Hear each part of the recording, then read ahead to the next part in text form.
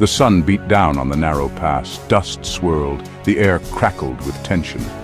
Ahead, a sea of white turbans and glinting spears stretched as far as the eye could see. The Persian army, vast and imposing, had arrived at Thermopylae.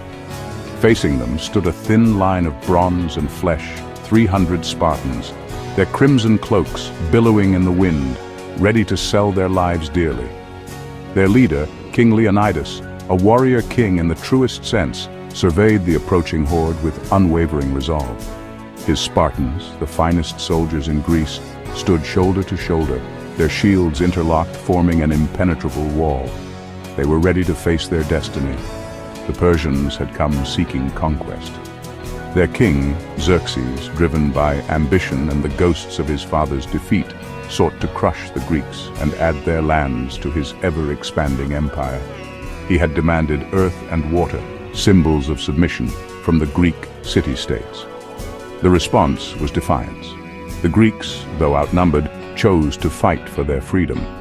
And at Thermopylae, a narrow pass between towering cliffs and the Aegean Sea, they would make their stand.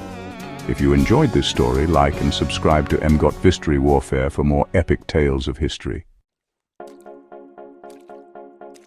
The Persian Empire was a behemoth, a vast tapestry of conquered nations stretching from the Indus River to the shores of the Aegean. Xerxes, the great king, commanded untold legions drawn from every corner of his empire. His army was a spectacle of exoticism and might. Immortals in their flowing robes, fierce Saka archers, Egyptian chariots, and a massive fleet of warships ruling the waves. Against this tidal wave of men and might stood the Greeks, a collection of independent city-states often at odds with each other, yet united by a common language, culture, and a fierce love for freedom. The Greco-Persian wars were not merely about land or tribute. They were a clash of civilizations, a struggle between two different ways of life. The Persians were ruled by an absolute monarch, their society rigidly hierarchical. The Greeks, particularly the Athenians and Spartans, cherished their freedoms and had developed early forms of democracy. The Persian invasion represented a threat not just to their land, but to their very way of life. It was a fight for their right to self-determination, to govern themselves and to worship their own gods. Thermopylae, the Hot Gates, so named for the sulfurous hot springs nearby, was a place of strategic brilliance. This narrow pass, barely wide enough for a chariot to pass, was a natural choke point. The Greek forces, heavily outnumbered, could hold off the Persian army, negating their numerical advantage. Leonidas, understanding the importance of this location, positioned his men carefully. They reinforced the existing Phocian wall, a crumbling remnant of an earlier conflict, and prepared to meet the enemy. The Aegean Sea flanked the pass on one side, its treacherous currents posing a danger to the Persian fleet. On the other side, steep, impassable cliffs rose up, effectively boxing in any attacking force.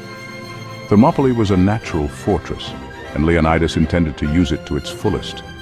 His Spartans, trained from birth for war, were masters of the phalanx formation, a tightly packed wall of shields and spears that could withstand even the most determined assault. The stage was set for a confrontation that would echo through history. The first Persian assault came like a crashing wave.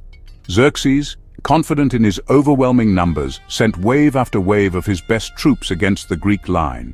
But the Greeks held firm. The Spartans, their discipline unwavering, repelled every attack. Their spears, longer and sturdier than the Persian counterparts, inflicted heavy casualties.